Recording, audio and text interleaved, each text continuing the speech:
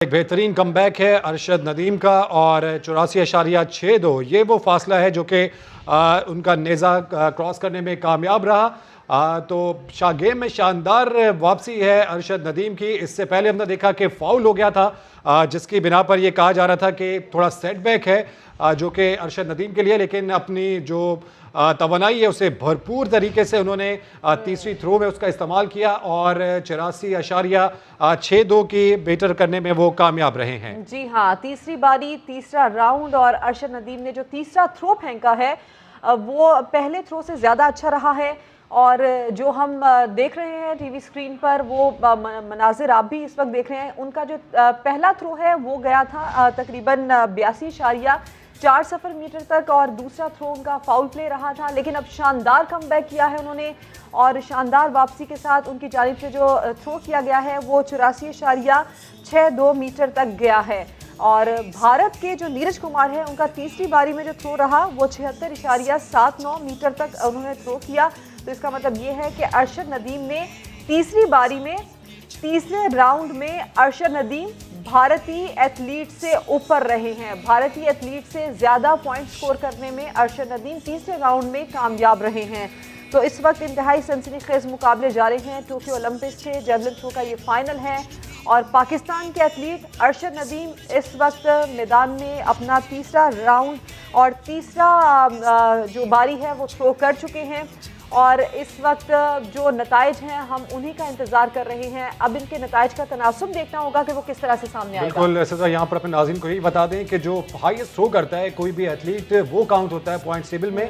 और इसके साथ ही जो ओलंपिक्स की जो ऑफिशियल वेबसाइट है इस पर अब चौथी पोजीशन पर अरशद नदीम आ चुके हैं। भारत के नीरज चोपड़ा इस वक्त लीड कर रहे हैं, जबकि चेक रिपब्लिक के दूसरे नंबर पर हैं, जर्मनी के तीसरे नंबर पर हैं। जर्मनी के खिलाड़ी के पास वर्ल्ड रिकॉर्ड भी है।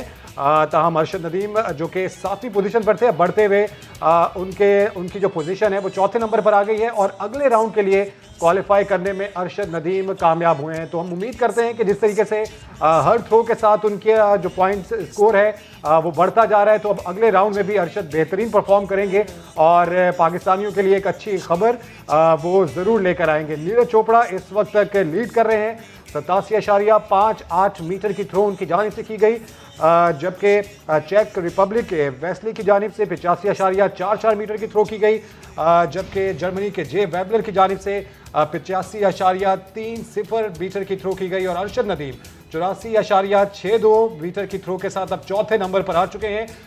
तो मुख्तसर सफ़र रह गया है। अब मेडल टेबल तक देखना यह है कि पाकिस्तानी एथलीट विक्ट्री स्टैंड पर पहुंचने में कामयाब रहते हैं या नहीं।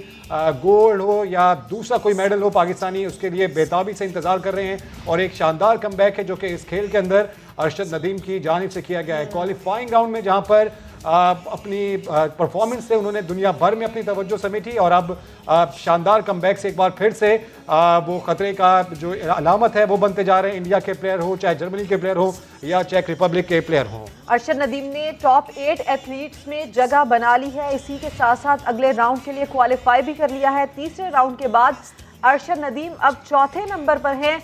अगले राउंड के लिए उन्होंने क्वालिफाई कर लिया है। अरशद नदीम ने टॉप 8 एथलीट्स में जगह बना ली है। 12 एथलीट्स में से अरशद नदीम ने 8 खिलाड़ियों में जगह बना ली है। पहले 8 खिलाड़ियों में जगह बनाने में वो कामयाब रहे हैं। तीसरे राउंड के बाद उन्होंने चौथी पोजीशन हासिल की है।